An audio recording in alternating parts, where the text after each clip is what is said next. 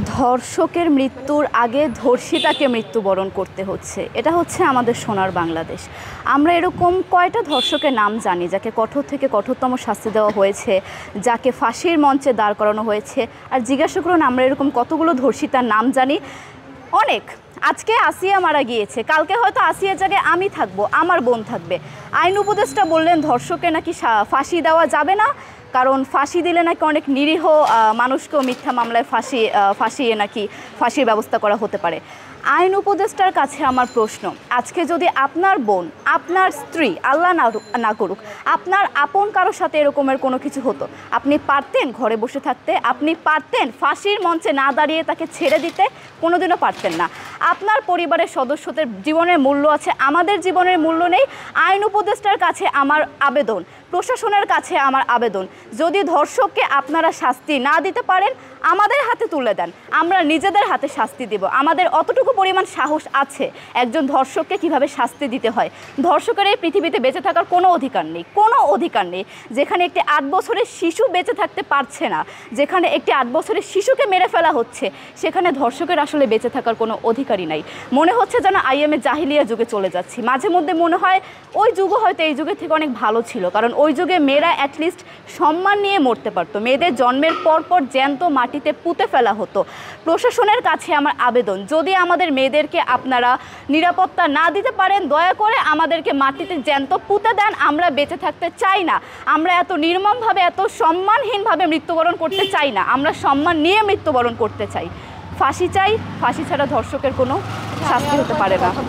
আচ্ছা, আপনারা যে পোশাক নিয়ে কথা বলেন, যে বোরকা পরে বের হও না দেখে, বা তোমার চেহারা দেখা যায় দেখে একজন ছেলে তোমার প্রতি আকৃষ্ট হয়, তোমাকে ধর্ষণ করে, তাহলে মাদ্রাসায় যে রেপ হচ্ছে, হুজুররা যে ধর্ষণ করছে স্টুডেন্টদেরকে, কত এরকম খবর এসেছে যে কোরআন শরীফ তেলাওয়াত করতে গিয়ে বা তেলাওয়াত শিখতে গিয়ে হুজুরের কাছেই ধর্ষিত হয়েছে শিক্ষার্থী।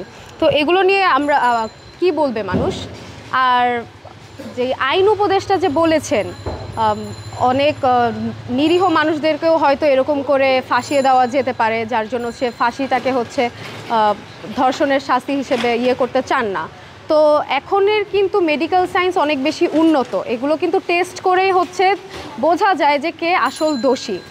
আর আমরা এমন একটি দেশে বাস করি যেখানে যাকে ধর্ষণ করা হয়েছে সেই ধর্ষিতা সমাজের ভয়ে, লোকলজ্জার ভয়ে, নিজের মান সম্মানের ভয়ে কিছু বলতে পারে না, কিন্তু যে ধর্ষণ করেছে সে মান সম্মান নিয়ে মাথা উঁচু করে সমাজে হেঁটে বেড়ায়, চলাচল করে। এগুলো নিয়ে মানুষের কি কোনো রকমের কোনো খারাপ লাগা কাজ করে না? আপনাদের কি মানে বিবেক বুদ্ধি কাজ করে না যে আমরা এটা নিয়ে প্রোটেস্ট করি, আন্দোলন করি, এগুলো নিয়ে প্রশাসনের কাছে আমরা দাবি করি যেন এগুলোর কোনো ব্যবস্থা করা হয়? আর আমি মেয়েদেরকে বলবো, তোমাদেরকে যারা রাস্তায় হ্যারেস করে, তোমাদেরকে যারা ধর্ষণের থ্রেট দেয়, ইভেন আমাকেও দেওয়া হয়েছে কিছুদিন আগে ধর্ষণ করার থ্রেট, যে আমার আইডি নষ্ট করে দেওয়া হবে বা আমি যদি এগুলো কিছু করি আমাকে ধর্ষণ করা হবে, তাই বলে কিন্তু আমি ঘরে বসে রইনি, আমি কিন্তু আন্দোলন চালিয়ে যাচ্ছি।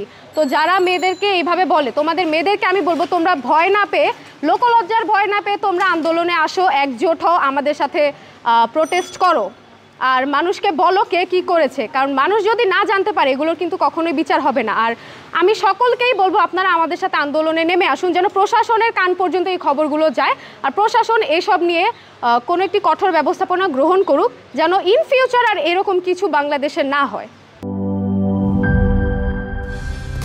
কালার এক্সপার্ট, জর্জ স্যাপ এবং মাইল্ড অন হ্যান্ডস টেকনোলজি সমৃদ্ধ অরিক্স ক্রিস্টাল ওয়াশ আপনার লন্ড্রি এক্সপার্ট।